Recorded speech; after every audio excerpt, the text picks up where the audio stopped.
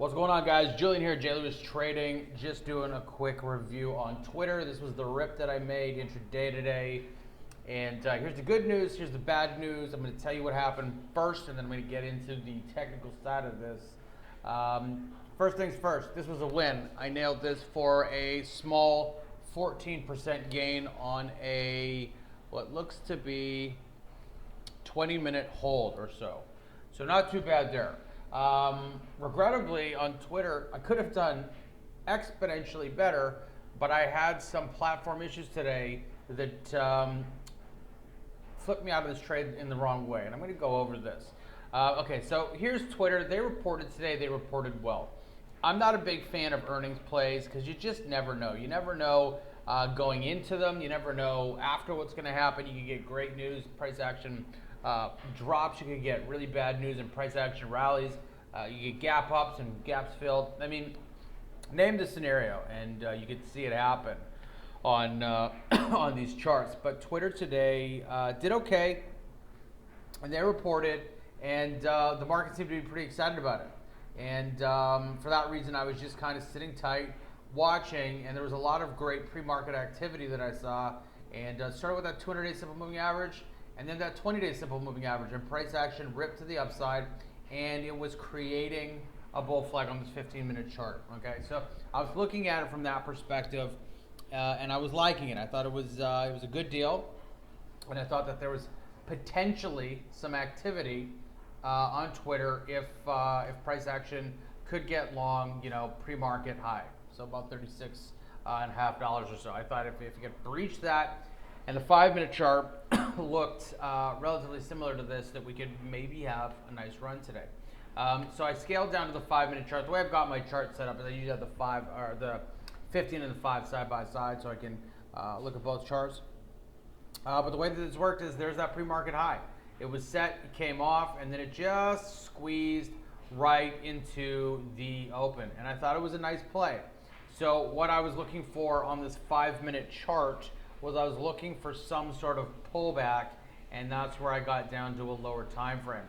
I was actually on a 2-minute chart, and I was in this 2-minute chart here that I started to look for a pullback.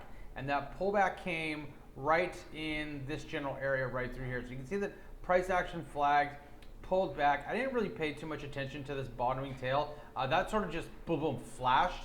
So it went right down low to the open and then ripped right back up. Started to print a bit of a pullback here. And then as soon as this level recorrected and ran, I was getting in it. Okay, so very, very simple.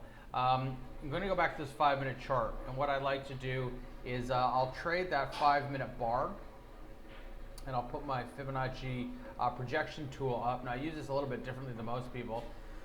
And the idea is very, very simple. I'm just looking for an area where price action could potentially run to. I'm looking for those high probability sequence levels that price action could potentially run to. And people that are familiar with Fibonacci's, both on the retracement side and the projection side, know that there is value in using this tool because price action does go to certain levels and hold certain levels, and so I was using it and I use it often. Now when price action moves, moved to this level, pulled back in, pulled back into this level down to here, held the breakout and started to move. Here's what happened on this particular trade, and this is what really got me. I was trading options and I was trading calls, and they were weeklies, and they were volatile and they were beautiful, and I was in them and I was in profit, and they were moving up. And I bought these at $1.30. So that's what I'm paying per contract. It's not crazy expensive. They're weeklies. I was buying some intrinsic value contracts, meaning that they were already in the money, and I wanted to take these things for a ride. Now, my primary objective when I'm using these Fibonacci projection levels is always that 618. If we can get to the 618, pull back, have a shallow pullback, and then rally, it generally will go up to the 100 or the 1618 level, and that's what I'm looking to play. Price action did something very, very interesting, and it just did what it was doing. So it's just ebbing and flowing, ebbing and flowing. Here's the kicker. I'm in at $1.30 a contract, and price action is moving, and it's taking out these levels, and it's a very, very systematic move. It's not choppy, but it's moving. And then all of a sudden, my platform, Quest Trade platform, freezes, kicks me out of the system. This happens all the time. I get back online, I get back into my brokerage account, and I notice that I'm up at, I think now like buck 45 at this level. And so I'm in profit. I'm up, 15 cents. And then all of a sudden, Twtr crashes again. I've got to go through logging. Well, I didn't have to log out. I had to log back in.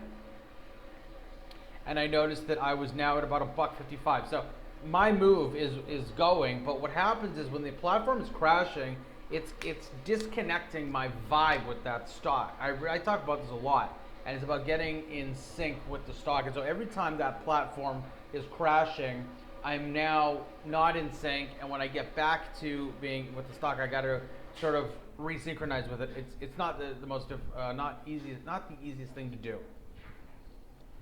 The next thing, and this is what really bugged me, is it happened again.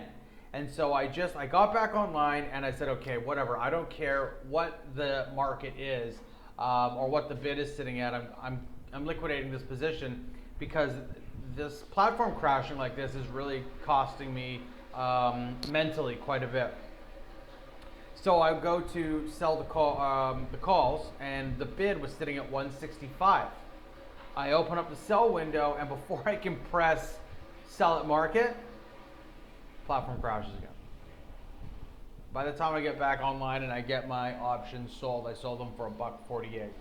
And I left a bunch on the table, not because of me trading poorly, but because of the Twtr platform sucking rocks. Also, because of that, it really shut down my vibe with the stock and the movement. Price action ended up going up to the target at the 618 level, and I didn't get to see that. And it was a painful trade. I walked away today trading a post-earnings play on Twtr today for just 14%. I'm grateful.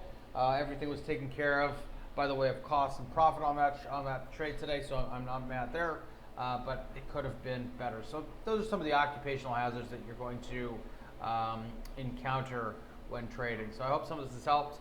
Bottom line is 200-day, 20-day simple moving average with holding price action. I generally won't play earnings. A lot of people called me out for this today, but I generally don't play the earnings. I'll watch the earnings and then maybe check out price action setup a couple days after, like with Ralph Lauren, for example. But Twtr, it was there. It was all there. All the pieces that I needed to see, I saw, and so I hit it. And here's something with Ralph Lauren, for example. Gapped up, a couple days of chop, real big pin bar here, and then all of a sudden nothing. So you got to be careful with these earnings plays. But that's what I did today with Twtr. This was a bit of a longer video. I apologize, but that's what I did. And I had some problems with my platform, and it really did cut down my trade. But tomorrow's a new day, and we'll be at it again.